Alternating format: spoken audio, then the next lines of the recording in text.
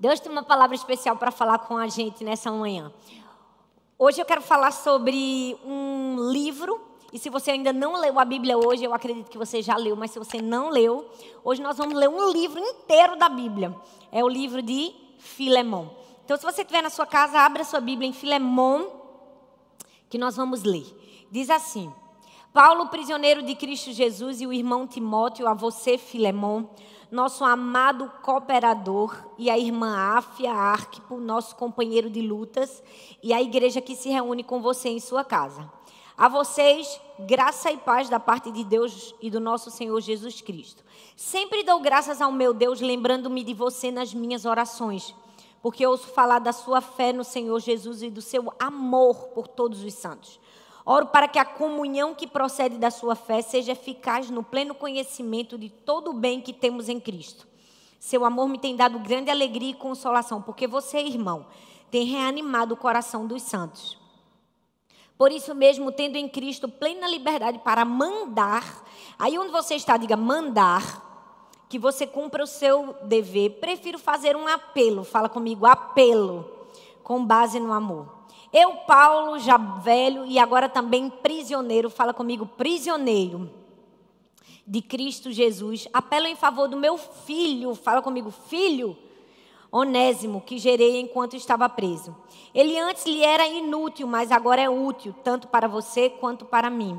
Mando-o de volta a você como se fosse o meu próprio coração. Gostaria de mantê-lo comigo, para que me ajudasse em seu lugar enquanto estou preso por causa do Evangelho. Mas não quis fazer nada sem sua permissão, para que qualquer favor que você me fizer seja espontâneo e não forçado. Talvez ele tenha sido separado de você por algum tempo, para que você o tivesse de volta para sempre. Não mais como escravo, mas acima de escravo, como irmão amado. Fala comigo, irmão amado. Para mim ele é um irmão muito amado, e ainda mais para você, tanto como pessoa como quanto cristão. Assim, se você me considera companheiro na fé, receba-o como se estivesse recebendo a mim. Se ele o prejudicou em alguma coisa ou lhe deve alguma coisa, ponha na minha conta. Eu, Paulo, escrevo de próprio punho, eu pagarei. Fala comigo, pagarei. Para não dizer que você me deve a sua própria pessoa. Sim, irmão, eu gostaria de receber de você algum benefício por estarmos no Senhor. Reanime meu coração, porque graças às suas orações... Desculpe, eu pulei aqui. Eu pagarei, para não dizer que você me deve a própria pessoa. Sim, eu gostaria de receber de você algum benefício por estarmos no Senhor. Reanime o meu coração em Cristo. Escrevo-lhe certo de que você me obedecerá, sabendo que ainda fará mais do que lhe peço. Vamos orar? Senhor, muito obrigada, Pai, pela tua palavra. Estamos aqui por causa do Senhor. Estamos aqui porque te amamos, porque te desejamos, porque queremos ouvir a tua voz. Fala conosco, nos ensina a tua palavra, Pai. Que o Senhor nos mostre o caminho, nos mostre a direção. Que possamos ser chacoalhados, que possamos ser inundados pela tua graça, teu favor, para vivermos uns pelos outros em amor e mostrarmos Jesus nos nossos relacionamentos. Nós te oramos e te agradecemos no nome de Jesus. Amém. Amém? Essa é uma carta que fala de relacionamento, que fala de perdão, que fala de restituição, que fala de amor. Essa carta que Paulo escreveu a Filemão, o texto diz que ele escreveu para Filemão, para sua esposa, seu filho e toda a igreja que se reunia com ele. É a menor carta do apóstolo Paulo, a menor epístola paulina. E na verdade algumas pessoas dizem que é apenas um bilhetinho, um bilhete. Porque ela é tão pequenininha, né? Você viu que numa pregação a gente já leu a carta toda. Mas, na verdade, ela é uma epístola. E o apóstolo Paulo escreveu essa epístola, sabe, no auge da sua autoridade apostólica, tendo plena consciência da sua autoridade apostólica. E eu queria explicar para você o contexto histórico dessa carta, como ela foi escrita, para que você conseguisse compreender a profundidade dos ensinamentos que nós vamos aprender nessa carta. Quem era Filemão, a pessoa que estava recebendo a carta? Filemão era um homem muito rico, dono de escravos. Era um homem que havia sido convertido a Jesus pelo ministério do apóstolo Paulo. E a Bíblia diz que ele tinha uma vida espiritual exemplar. O texto que nós lemos diz que ele tinha fé em Jesus, que ele tinha amor com todos os santos, que o coração dos santos era reanimado por intermédio dele. Ou seja, ele era um grande homem de Deus. Mas o que é que acontece? Um escravo de Filemão que o roubou e fugiu foi parar justamente na mão de quem? Foi parar na mão do apóstolo Paulo. E quando ele chega lá, Paulo leva Cristo para Onésimo, esse escravo. E agora ele está devolvendo o escravo a Filemão. Eu quero que você entenda que naquela época, um escravo ele não era nem sequer considerado uma pessoa.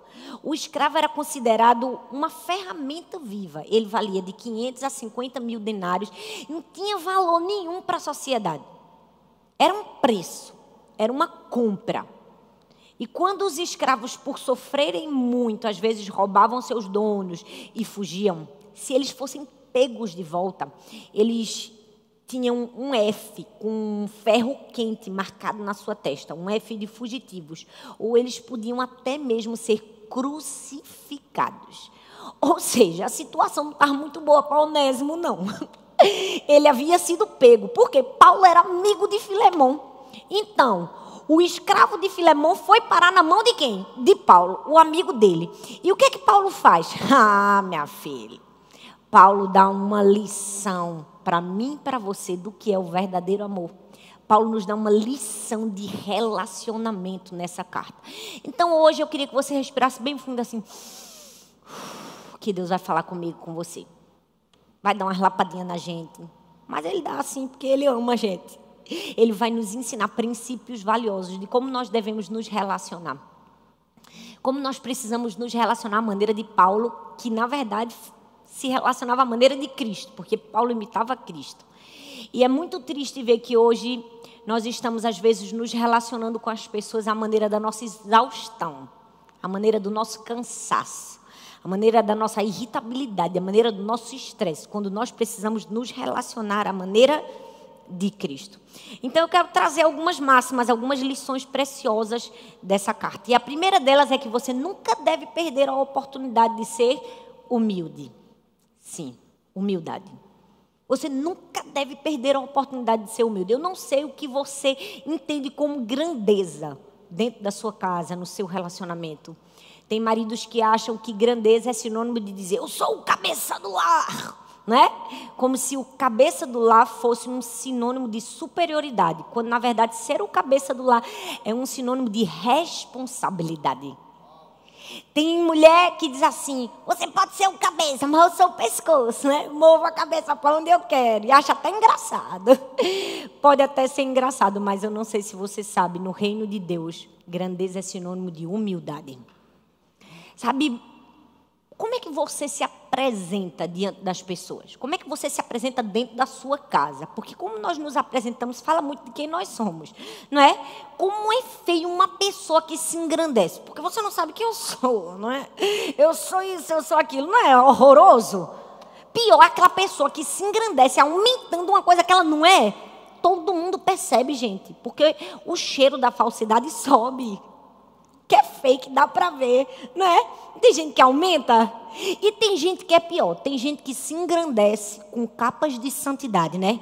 Eu sou o mais santo na minha casa, mas toda honra e toda glória para Jesus, não é? Ainda dá um ar de santidade na soberba. Porque é assim, gente, infelizmente é a verdade. Tem gente que é assim, que ela não pode ter 5 centavos a mais de alguma coisa. 5 centavos a mais de poder, de dinheiro, de posição, de fama. Que ela já incorpora o espírito de pombo. Ela acorda de peito estufado e vai dormir assim, ó. Acorda e vai dormir. Não é? É o espírito de pombo. É a pessoa que ela se acha o rei e ela se acha o máximo. Nós precisamos ter muito cuidado, gente, porque o mundo está cheio de gente assim. Sangue de Jesus tem poder, creio em Deus Pai, Senhor, nos livra de ser assim.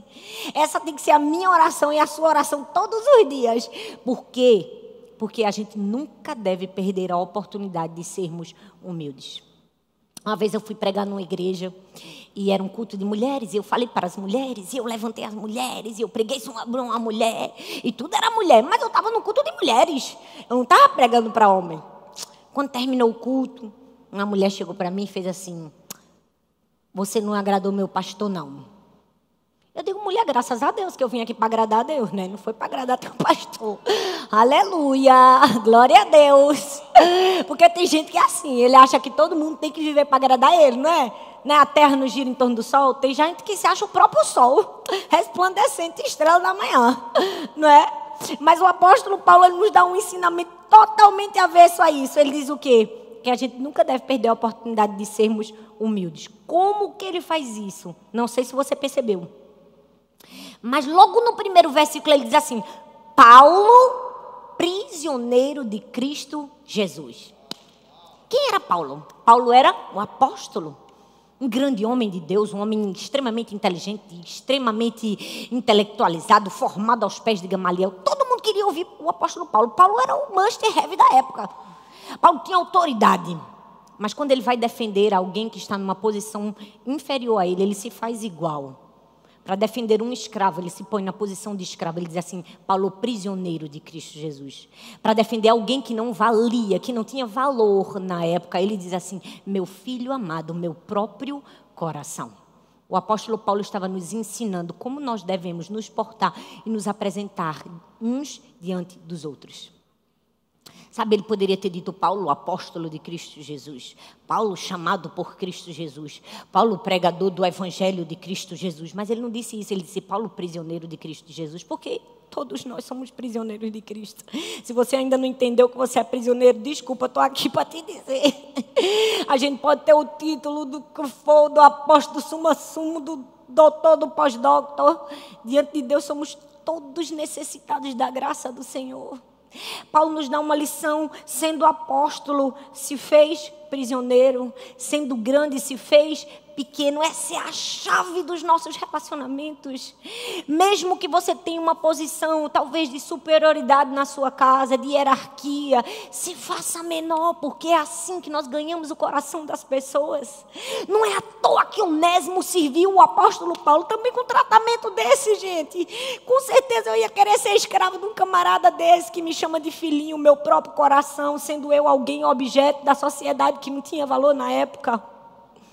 Sabe, Paulo nos ensina que a gente nunca deve perder a oportunidade de sermos humildes. Porque, infelizmente, a gente está vivendo numa época, num mundo totalmente distorcido. A gente vive numa época de pensamentos e de padrões distorcidos e longe da perspectiva do evangelho do reino de Cristo Jesus. Para o mundo, o que vale é se você posta um prato num restaurante chiquérrimo francês, mas para Deus o que vale é se você trata bem o garçom. A perspectiva do reino de Deus é diferente da do mundo. Eu não estou dizendo que você não pode comer num restaurante chique. Como que, glória a Deus, comer é bom. E Deus fica feliz também quando a gente come bem. Eu acredito isso, porque Ele é nosso Pai, não é verdade? A questão não é o que você tem, nem o que você conquistou. É como seu comportamento permanece depois do que você conquistou. É quem você é depois daquilo que você comeu. Sabe, se o mundo celebra que você seja grande, Deus celebra que você trate os pequenos como grandes. Paulo estava ensinando isso para mim, para você, quando ele disse assim, Paulo, prisioneiro de Cristo Jesus, ele estava dizendo assim, eu estou no mesmo patamar de Onésimo, me faço pequeno para que alguém seja tratado com respeito. Por quê? Porque essa é a primeira lição da carta. Se você quer ter um bom relacionamento com seu marido, com sua esposa, com seus filhos, com seu chefe, com seus colegas de trabalho, com as pessoas da sua igreja, da sua célula, do seu grupo de voluntariado, seja qualquer pessoa, foi gente, a gente precisa aprender a ser humilde. A gente nunca deve perder a oportunidade de ser humilde. E Paulo mostrou isso quando ele se apresentou. Se apresente como alguém que ama Jesus. Se apresente como um servo. E quando eu digo se apresente, não é simplesmente a maneira como você fala, é a maneira como você se porta. É o que você escolhe fazer ou não fazer, porque você chegou num patamar que talvez não deveria fazer aquilo ali. Deixa eu te dizer, quando a gente é seguidor de Cristo Jesus, qualquer patamar do que você entende, pequeno ou ser grande, é um privilégio servir a Jesus. Paulo disse, eu sou um prisioneiro. Mas ele não nos ensinou sobre humildade somente nesse momento, não. O texto diz no versículo 8 e 9, que Paulo, ao invés de mandar, ele prefere apelar. Por quê? Vamos falar a verdade, Paulo era o líder, o chefe. Já ouviu aquele ditado, manda quem pode, obedece quem tem juízo? Ele poderia muito bem dizer, Filemão, presta bastante atenção, eu sou o líder da igreja, eu ganhei Onésimo para Jesus. Ele agora é uma nova criatura, você receba ele de volta, faça tudo direitinho, porque eu estou mandando, que é assim que tem que ser feito. Ele poderia ter feito isso? Poderia. Mas, talvez se ele tivesse feito isso, Onésimo ia receber uma recepção gelada, não é? Filemão ia dizer, estou te recebendo porque Paulo mandou. Se fosse o contrário, mandava botar um ferro na tua testa ou crucificava tu. Mas Paulo ganhou o coração de Filemão. Como? Como foi que Paulo ganhou? Porque ele disse assim, olha, Filemão, eu poderia mandar você receber Onésimo de volta, mas eu prefiro te apelar com base no amor. Quebrou Filemão nas pernas. Eu me lembro que quando eu era pequena, minha mãe dizia assim, minha filha, quando você abençoa seu inimigo, alguém que faz mal contra você, você coloca brasas vivas na cabeça dele. Pronto, acho que foi exatamente isso que aconteceu quando Paulo falou desse jeito com Filemão. Sabe por quê? Porque às vezes a gente fecha portas na nossa vida, porque ao invés de usar nossa autoridade em humildade, a gente usa nossa autoridade com autoritarismo. Aí a gente perde. A gente nunca deve perder a oportunidade de sermos humildes, de sermos quebrantados. É a primeira máxima, a primeira lição desse texto. Mas eu queria te falar de uma segunda. A gente nunca deve perder a oportunidade de elogiar sinceramente as pessoas. Sim, é isso que você está ouvindo, Brasil. Elogiar. Você já elogiou alguém hoje?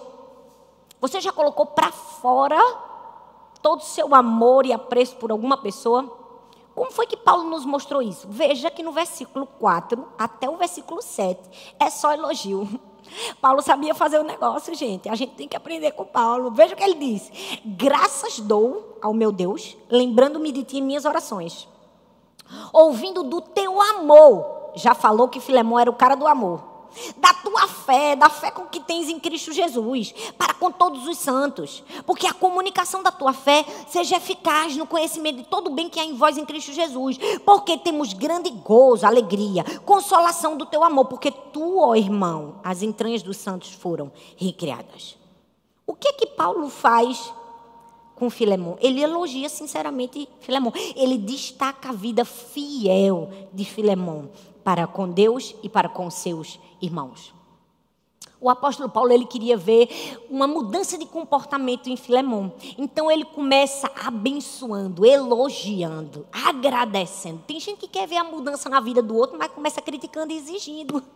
Fez o caminho contrário, fez o caminho inverso. Paulo, para fazer Filemão receber Onésimo, ele disse, Filemão, eu dou graças a Deus pela sua vida de fé, de amor com todos os santos. Filemão, você é uma bênção.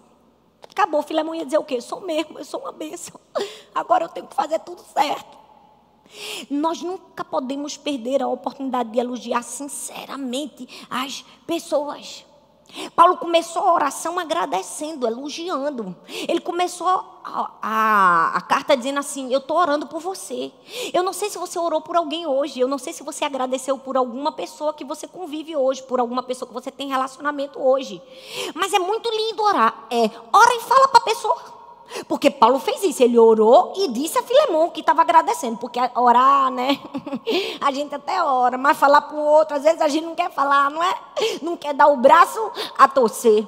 A gente nunca deve perder a oportunidade de elogiar sinceramente as pessoas. Eu lembro que quando eu fazia seminário, eu tive uma professora. Era uma professora de aconselhamento cristão. A primeira aula que a gente teve dela, ela fez uma dinâmica na sala. E ela chamou cada aluno pelo nome de um talento que tinha a primeira letra do seu nome. Por exemplo, meu nome era Thalita, ela me chamava de talentosa. E assim sucessivamente com todos os outros alunos. E durante todo o ano letivo, na disciplina de aconselhamento cristão, ninguém podia chamar uns pelos outros pelo nome, só podia chamar pela qualidade. Então todo mundo na sala dela só podia me chamar de talentosa. Gente, uma coisa tão pequenininha que aquela mulher fez, mas que mudou a vida da gente. Ela nos ensinou a elogiarmos as pessoas, a enxergarmos o ouro da pessoa, a tratarmos bem, a trazermos palavras agradáveis na nossa boca. A Bíblia diz, palavras agradáveis são como favo de mel, doce para a alma, medicina para o corpo. Ei, um elogio cura as pessoas. Um elogio cura um coração doente, cura um coração entristecido, cura um coração cansado. A gente nunca deve perder a oportunidade de elogiar sinceramente as pessoas. Foi isso que Paulo estava nos ensinando. Sabe, às vezes a gente associa grandeza a um lugar que forma pessoas. A gente associa grandeza a uma universidade, né? A uma escola, um centro de estudos. A gente associa grandeza a uma universidade como Harvard e outras grandes universidades no mundo. Mas nós precisamos entender que grandeza precisa estar associado com os nossos relacionamentos. Dentro da nossa casa, na nossa família. A nossa família é um lugar de formação muito maior do que uma universidade. Ei, sua família é o lugar onde você arranca o ouro das pessoas. É onde você põe para fora o ouro que está dentro do seu filho, dentro da sua filha, dentro do seu marido, dentro da sua mãe, do seu pai, dos seus primos, do seu irmão, da sua sogra, da sua cunhada. Como é que você faz isso? Elogiando. Você sabe que é profecia? Todo mundo quer ser profeta. Profeta é dizer para o outro aquilo que nem ele mesmo sabe que ele pode. Então, faça isso. Arranca o ouro da pessoa. Fale para ele aquilo que nem ele mesmo tem dimensão do que ele é capaz de fazer em Deus e por causa de Deus e para Deus. A gente nunca deve perder a oportunidade de elogiar sinceramente as pessoas. Eu lembro de um episódio que eu já contei várias vezes, mas eu vou contar de novo, porque eu estou aqui, vocês têm que ouvir, vai ter que ouvir mesmo e acabou. Não tem escolha. Uma vez, minha filha mais velha, Sara, estava conversando com a mais nova.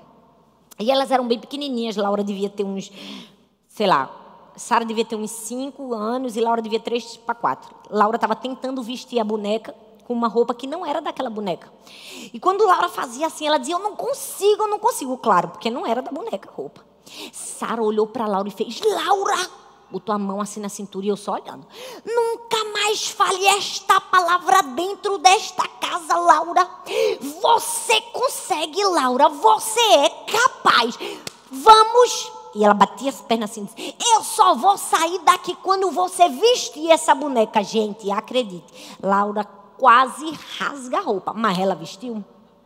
Por quê? Porque há poder em elogiar sinceramente as pessoas.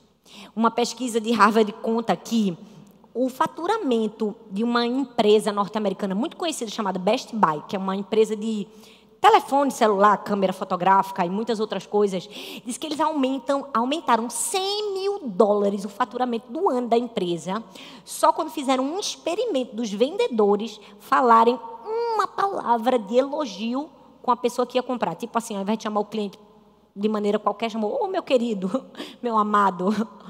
Agora veja, se um elogio pode aumentar em $100 mil o faturamento de uma empresa, o que não pode fazer no seu relacionamento?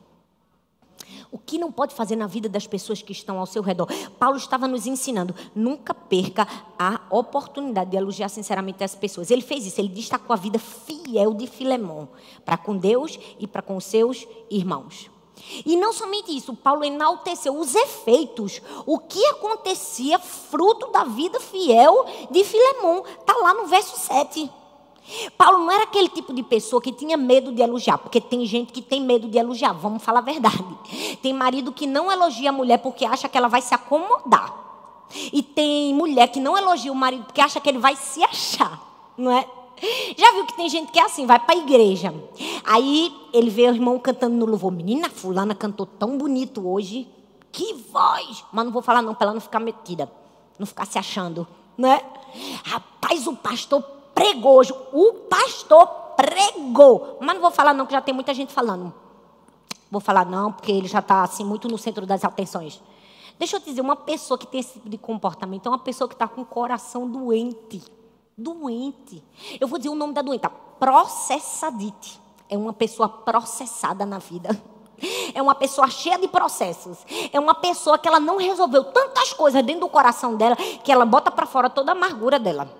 Ela é incapaz de reconhecer a vida de Deus na vida de outra pessoa. Ela é incapaz de reconhecer com sua boca o favor e a graça de Deus na vida do outro. Qual o problema de você dizer que a pessoa está bonita? Que a pessoa tem um talento, mas tem gente que tem medo de elogio, né? Porque foi ensinado na igreja que a gente tem que ser avessa ao elogio. Se alguém fizer um elogio para você, você diz, toda honra e toda glória para Jesus. Sangue de Cristo tem poder. A pessoa tem até medo de ser elogiado. Deixa eu te dizer uma coisa. Você não vai roubar de Deus uma coisa que Ele nunca te deu. A glória é dele. Não tem como você ficar para você. Nunca foi sua, Ele nunca te deu, Ele nunca vai dar a ninguém. Deus não vai repartir a glória dele com ninguém. Lembra da Bíblia? É isso. Então, quando você receber um elogio, seja educado, agradeça o amor. Porque um elogio é uma forma de amor. Coloque dentro do seu coração que tudo é e faz é por causa do Senhor. E simplesmente continue dando o seu melhor. Isso se chama excelência. Isso se chama arrancar o ouro das outras pessoas. Paulo fez isso. Paulo não tinha medo de elogiar. Paulo foi lá e pá! Filemão, você é uma bênção. Filemão, você tem efeitos do seu amor na vida dos outros. Por quê? Porque a gente nunca deve perder a oportunidade de ser humilde e também de elogiar sinceramente as pessoas. Terceira máxima do texto. Terceira lição que esse texto nos ensina. Você nunca deve perder a oportunidade de ser um pacificador. Se segura. Humildade, elogio e paz. Sim, foi isso que Paulo nos ensinou. Do verso 8 até o verso 16, você vai ver que o apóstolo Paulo dá 5 argumentos para que Filemão recebesse Onésimo. Ele diz assim, ó, por isso, ainda que eu tenha em Cristo Jesus grande confiança para te mandar fazer o que convém, peço-te por amor, sendo eu tal como sou, Paulo, velho, agora prisioneiro de Cristo Jesus. Paulo achou pouco se chamar de prisioneiro, ainda se chamou de velho. O cabo humilde, Jesus, me ajuda a ser assim, Deus. Peço-te por meu filho Onésimo, que gerei minhas prisões, o qual no outro tempo te foi inútil, mas agora a mim é útil. Eu tornei a te enviar, que tu o receba como as minhas próprias entranhas. Eu bem quisera preservar ele comigo, né, para que ele me servisse nas prisões do Evangelho, mas eu não quis fazer isso para que você não achasse que foi sem ser de maneira voluntária. E assim ele continua até o verso 16. Paulo usou 5 argumentos para convencer Filemão de receber de bom grado Onésimo. Vou mostrar a você todos os argumentos. Primeiro, qual foi o primeiro argumento que Paulo disse? Ele começou com a reputação de Filemão como alguém que abençoava as pessoas. Paulo olha para Filemão e disse assim, Filemão, tu precisa receber Onésimo, porque a tua reputação é de um homem que abençoa as pessoas. Sabe, você tem reanimado os santos em Cristo. Você foi uma bênção para tantas pessoas aí na igreja, agora seja também para o seu escravo fugitivo. Eu não sei se você precisa de um Paulo hoje de manhã para falar com você. Eu posso ser essa pessoa. Você trata tão bem as pessoas na sua igreja, você serve tanto como voluntário, carrega a cadeira nas costas. Faça isso também dentro da sua casa, com a sua mulher, com o seu marido, com os seus filhos. Foi isso que Paulo disse. Paulo disse assim, olha, Filemão, tu já é uma bênção na vida de tanta gente, agora está na hora de tu ser na vida daquele camarada que te roubou e fugiu. Porque é muito fácil a gente abençoar quem nos ama e quem faz tudo por a gente. É verdade ou não é? Mas é assim que a gente mostra o Evangelho de Cristo Jesus. Quando a gente faz por quem não pode fazer por a gente, ou quando a gente faz por alguém que roubou da gente. É aí que a gente mostra a grandeza. Primeiro argumento de Paulo. Sabe, Paulo era um pacificador. Tem gente que na vida da gente é um complicador, não é um pacificador. Já viu? Que tem gente que é assim, ó, que você vai compartilhar uma dor. Fulano fez isso comigo. Ao invés da pessoa trazer paz, rapaz, mas a Bíblia diz, olha, e tal, e acalmar o coração da pessoa, a pessoa diz, o quê? Fulano, depois de tudo que tu fizesse por ele, não é? Eu não sei se fulano é você, mas se for, Jesus está ensinando a gente a ser Paulo. Paulo não fez isso, não.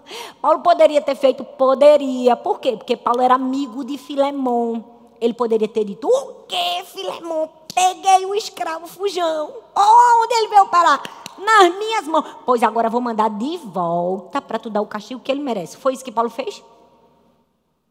Paulo argumentou 5 vezes porque Filemão devia receber Onésimo. Ele disse assim, ó, vai e receba, porque você é alguém que abençoa as pessoas. Depois, ele usa a linguagem do amor em vez da autoridade para sensibilizar Filemão. É aquela coisa que eu já disse. Eu podia mandar, mas eu escolho apelar. Né? Tem um ditado que diz assim, que a gente pega mais moscas com uma gotinha de mel do que com um barril de fel. É a verdade. Né? Se a gente usasse isso todo dia nos nossos relacionamentos, Deus me ajuda, Senhor, eu fazer isso sempre dentro da minha casa. Meu marido, Jesus está falando com vocês, gente, porque está falando comigo também. Oh, meu Deus. Respira fundo aí, minha gente, que eu estou respirando aqui. Terceiro argumento do apóstolo Paulo. Ele usou a linguagem... Eita, até repeti. Olha, Deus está querendo falar de novo. A linguagem do amor. Calma, Jesus, o terceiro não é esse não. A gente já passou. O terceiro apelo e argumento de Paulo foi a conversão de Onésimo. Para comigo e pensa, como Paulo foi inteligente. Ele disse assim, ó, Filemão, agora você precisa receber Onésimo como seu irmão em Cristo Jesus, porque antes ele era só teu escravo. Mas agora ele aceitou Jesus, ou seja, ele é teu irmão na fé, vai sentar do teu lado no banco da igreja, talvez vá para a tua célula. Ou seja, trata ele na posição que ele se encontra em Cristo Jesus. Meu Deus, isso é uma máxima para mim e para você. Paulo nos ensinou um valor muito grande. Mesmo que aquela pessoa tenha nos roubado, nos ferido e fugido, se ela entregou a vida dela a Jesus, agora ela é nosso irmão na fé. Ou seja, a gente não trata ela pelo passado nem o que ela fez, mas pela nova posição que ela tem em Cristo Jesus. Porque agora ela é da família da fé. Foi isso que Paulo disse. Contra fatos não há argumento, querido. Eu queria saber, eu queria ter visto a cara de Filemão. Só pá. Eu não tinha mais o que falar com Paulo. Porque depois desse argumento, Paulo ainda vai para o quarto. Ele diz assim, olha, antes ele nem era útil para você. Estava dando trabalho, mas agora ele é útil para mim. Por quê? Porque eu treinei ele. Eu ensinei ele. Paulo estava dizendo assim para Filemão, Filemão, recebe Onésimo de volta, porque agora ele volta bom. Eu treinei ele, ensinei ele a ser gente. Porque agora ele serve a Jesus, eu ensinei ele a obedecer. Eu ensinei ele a deixar de ser um escravo fujão, para ser um servo obediente, alguém que volta para pedir perdão. E o último argumento de Paulo foi para a providência divina. Aí não tinha mais para onde apelar, né? Ele disse assim, não foi por um acaso. Ele disse assim, do verso 15 ao verso 16, foi a providência divina que trouxe o Onésimo na minha mão. Como é que o Onésimo veio parar na minha mão? Foi Deus que trouxe ele aqui, Filemão. Deus tinha um plano na vida de Onésimo. Deus queria te restituir Onésimo da maneira certa. Nunca perca a oportunidade de ser um pacificador. E a última lição que o texto nos mostra é que a gente também nunca deve desistir de ver o poder do Evangelho de Cristo Jesus transformando a vida das pessoas. Do verso 17 ao verso 25, a gente vai ler exatamente isso no comportamento do apóstolo Paulo. Eu escuto muitas mulheres, e às vezes algumas mulheres chegam para mim, pastora, mas se meu marido me tratasse com mais amor, se meu marido não fosse tão grosso, tão ignorante, eu até seria uma esposa mais carinhosa. Mas se fulano não tivesse feito isso comigo, eu até seria aquilo. Deixa eu te dizer, eu posso até compreender a dor dessa mulher ou dessa pessoa. Mas por causa de uma abordagem como essa, muitas pessoas estão chegando à beira do desespero emocional, terminando sua vida num divórcio. Por causa de pensamentos como esse, vou colocar a mudança na mão do outro. Como o outro não fez, eu também não faço. Mas Paulo estava nos ensinando que a gente nunca deve desistir de ver o poder do Evangelho de Cristo Jesus transformando a vida de alguém. Ele estava dizendo assim, tem solução para todo mundo. Se tem solução para o escravo fujão, tem solução para mim e para você. E como foi que Paulo mostrou isso? No verso 17. Ele estava ensinando que não existem pessoas mais importantes do que as outras. Era uma lição. E eu acho que essa lição que Paulo deixou, vamos falar a verdade, não foi nem para o não crente, foi para os crentes mesmo. Foi para o povo da igreja. Por quê? Porque Paulo disse assim, ele disse assim, receba agora Filemão como se estivesse recebendo a mim. Ou seja, tem diferença não, viu? Escravo, apóstolo, é tudo a mesma coisa para Deus. É tudo filho. O que Paulo estava nos ensinando? Que não existem pessoas mais importantes que a outra. Porque tem gente que é assim, que ela peca menos, ela acha que ela é superior ao que peca muito. Porque o pecado dela é menor, ela acha que ela tem autoridade para falar do pecado maior do outro. Paulo estava ensinando para Filemão, para de olhar o pecado do outro e começa a ver o poder que Cristo Jesus tem para transformar o pecado do outro. A gente tem que parar de dizer assim, tem jeito para fulano não. Tem jeito para cicrano não. Não tem jeito para a gente que está dizendo que o outro não tem jeito. Quer dizer, até para a gente tem jeito. Porque Jesus dá jeito em qualquer pessoa, ainda bem, glória a Deus, aleluia. Porque Jesus sempre dá um jeito, não é? A gente nunca deve perder de vista que Jesus transforma as pessoas. Então nunca fica assim, porque fulano não aponta o dedo, amiga. Não aponta. Porque se Jesus teve misericórdia de tu, pode ter de qualquer pessoa. Eu digo, rapaz, se Jesus transformou e está transformando uma pessoa como eu não duvido mais de nada na vida.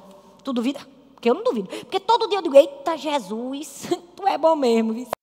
Porque todo dia eu dou um motivo para Jesus não me amar. Mas ele diz assim, amo. Gente, não tem como a gente explicar o amor de Deus. Tem? Não tem. Porque eu vou te falar uma coisa. Às vezes a gente é complicado. Meu Deus. Meu Pai. E Jesus ainda ama a gente. Acredita na gente. Investe na gente. Dá a mão. É com esse mesmo olhar que a gente precisa olhar para as outras pessoas. Com o olhar que o apóstolo Paulo viu. Ele não somente não se colocou numa posição de superioridade e não disse assim, não tem melhor do que ninguém. Ele se identificou com a falha do outro. Deixa eu te dizer, essa é uma lição para mim e para você. A gente precisa, como cristão em Cristo Jesus, se identificar com o erro do nosso irmão. Como? Do verso 18 ao verso 19. Paulo diz assim, eu estou disposto a pagar o que Onésimo roubou de você. Ele estava dizendo assim, põe na minha conta. Coloca na lista de fiado do apóstolo Paulo, porque quem vai pagar a dívida de Onésimo sou eu. Eu estou disposto a pagar. Meu filho, graça é algo que exige um preço para mim e para você. Deixa eu te dizer uma coisa, se for necessário pagar, eu vou pagar. O que é isso? Isso é profunda identificação. Paulo se identificou com o erro de Onésimo. Ele disse assim, estou com pena de Onésimo, porque Onésimo roubou, mas eu estou disposto a pagar. Sabe, Lutero dizia assim, somos todos onésimos. E é verdade, somos todos onésimos. Somos todos devedores, somos todos escravos, somos todos fugitivos. E alguém pode pagar essa dívida. Quem pagou para a gente? Jesus. Mas aqui Paulo estava nos ensinando a pagar o preço pelos outros. Ao invés de apontar o dedo, vamos pagar o preço em amor. Não é? Vamos pagar a conta dele, do irmão, quando ele falhar. Ao invés de lembrar que os juros e a correção monetária está correndo. Paulo se identificou com o erro de Onésimo. Mas ele também nos ensinou que a gente precisa exercitar a restituição e o perdão. Porque Paulo diz assim para Filemão, Filemão, olha, eu estou disposto a pagar pelo erro de Onésimo. Eu estou disposto que você coloque na minha conta o que ele te roubou, porque eu estou disposto a pagar. Mas eu vou te dar um conselho, eu vou te ensinar a fazer uma coisa muito superior. Eu vou te ensinar a perdoar. Eu vou te ensinar a abrir mão do pagamento da dívida. Eu vou te ensinar que mais importante é você amar e perdoar. É um amor que paga o preço. Esse é o amor que nós precisamos ter uns para com os outros, na nossa casa, na nossa família, porque às vezes a gente só quer mostrar a dívida, ao invés de pagar a dívida. Mas Paulo estava nos ensinando, de, ao invés de mostrar a dívida do outro, pagar a dívida do outro. E por fim, o apóstolo Paulo fecha essa carta com chave de ouro. Com chave de ouro. Depois que ele fala tudo que Filemão tinha que fazer por Onésimo, como foi que ele termina?